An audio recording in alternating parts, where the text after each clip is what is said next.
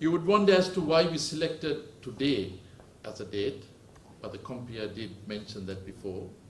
And if Mr. Athurat Mudri would have been in the living, he would have been 88 years today. His demise has left a void that has not been filled to date. And that is the reason why we are striving to ensure that we are able to find leaders who are able to see the future and speak of it fearlessly in today's context. My political guru, Mr. late Lalita Athurat Mudali, had a passion for education, and especially for people who had education, the ability that was there, but who had financial difficulties. I'm sure the Mahapola is a fitting tribute for the same. Just before I got up, I did ask Mrs. Shamala Pereira as to how many Mahapola students have come out of his concept, because his entire passion was to ensure what he went through, that no student needs to go through. Because he was a talented young person who was thinking of able to do very many things, but the passion was only able to be done with the then Prime Minister who assisted him, seeing his talent. So he thought, let us ensure that we do something and ensure that the students that he went through never have to go through. So that is the same passion that we as trustees of Lalita Athurat Mudali Foundation try to pursue, the same thinking process. After his untimely demise, it was incumbent on us to ensure that we take his thinking process forward. And we thank SLIT for being a partner in progress in this concept. We may be having various thinking process, but if we don't have the relevant partners to carry it through, I don't think we can succeed, make the dreams come true. But today, your dreams have come true because of the ability that have been extended by SLIT. And I thank Professor Lalit Kamage and Chancellor Ratnayaka for helping us to pursue this course.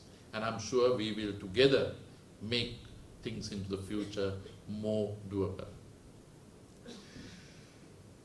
We have a very young literate society, but certainly functional literacy is still in question, is my thinking.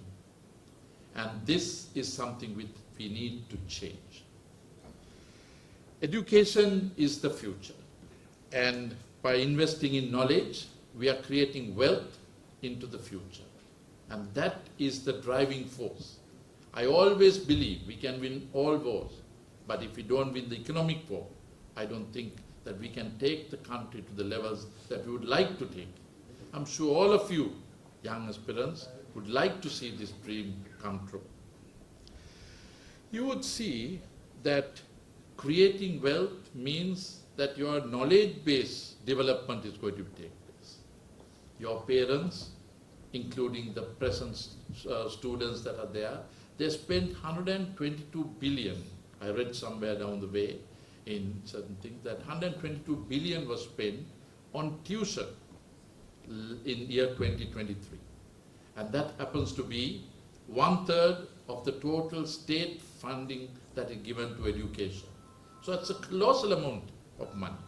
And I'm sure your parents have done the same for you.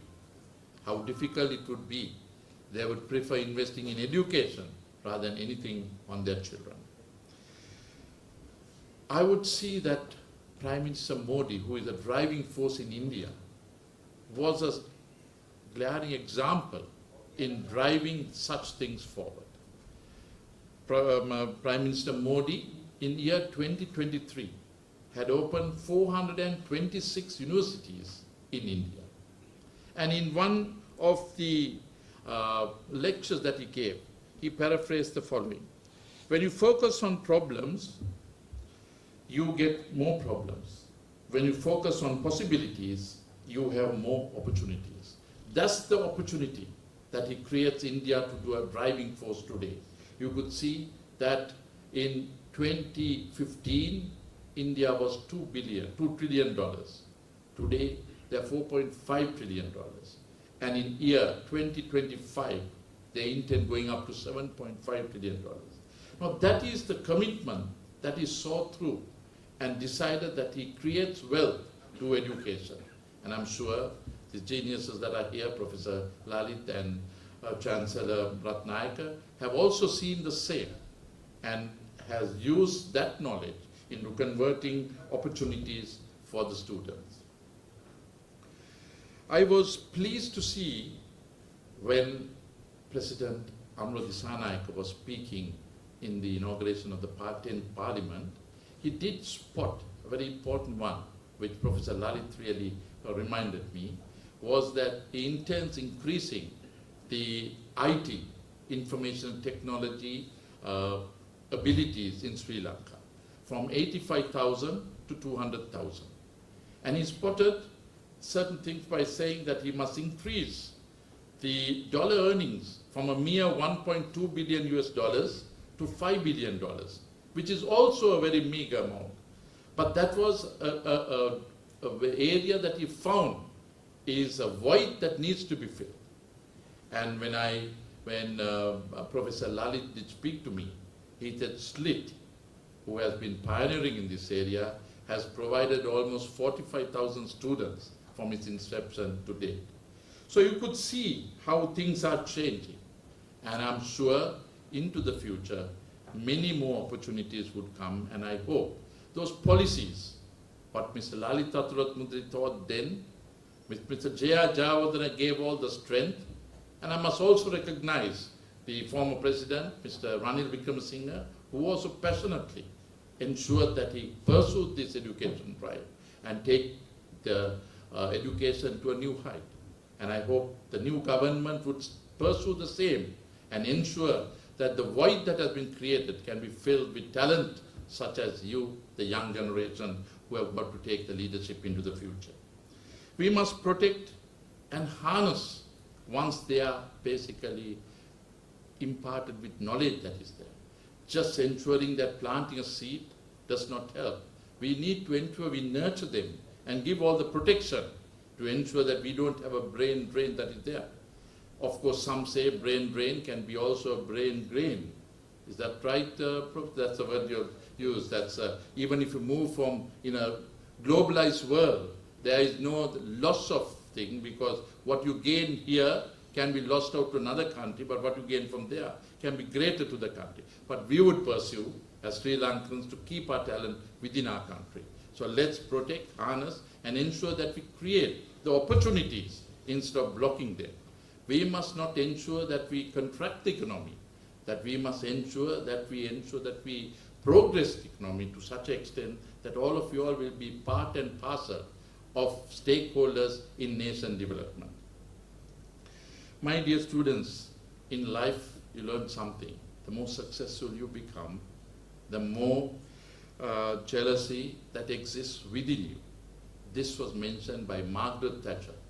When she was 11 years as Prime Minister, there was a revolt within her own Conservative Party. And this is what she said: "I can stand the pain of the piercing arrow of my enemy, but not the pinpricks of my own so-called friends."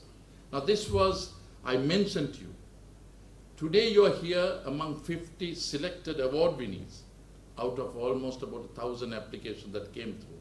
So you could see that you have basically won an opportunity that you should not deprive. SLIT, who has given us to share the responsibility with them, also feel that you must be partners in progress with them.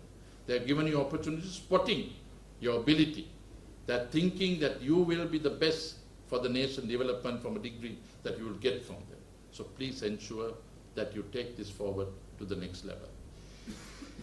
In conclusion, what I could say is that what I've learned from my political guru, that you must dare the system. When you have an opportunity, not to run away, take the challenge.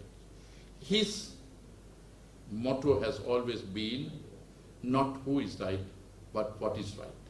And that's what I would like inculcated into you when you embark into the world, that you take this opportunity and go forward to ensure that you bring a star to Sri Lanka.